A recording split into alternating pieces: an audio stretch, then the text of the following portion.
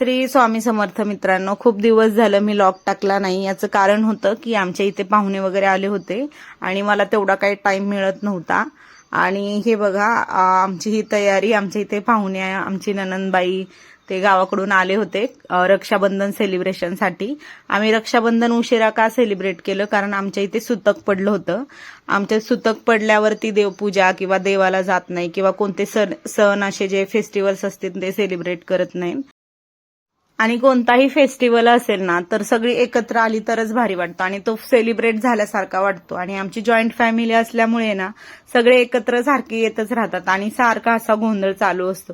कोण कोणाला काय बोलतंय तेच कळत नाही, कारण लहान मुलं पण असतात, त्यांचा पण आरडाओरडा चालू असतो.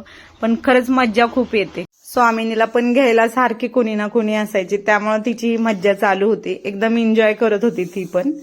आणि हे बघा, आता आमचं इथं राखी सेलिब्रेशन चालू झालं होतं.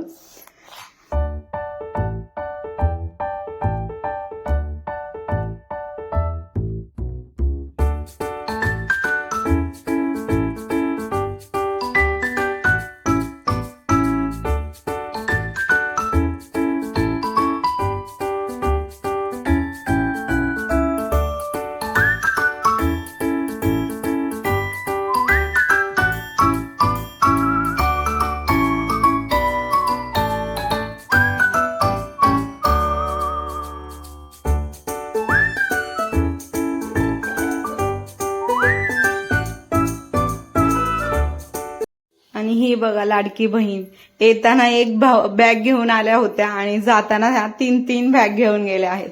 दिल मनी मनी हो गया. सगळे पैसेच पैसे रे बाबा.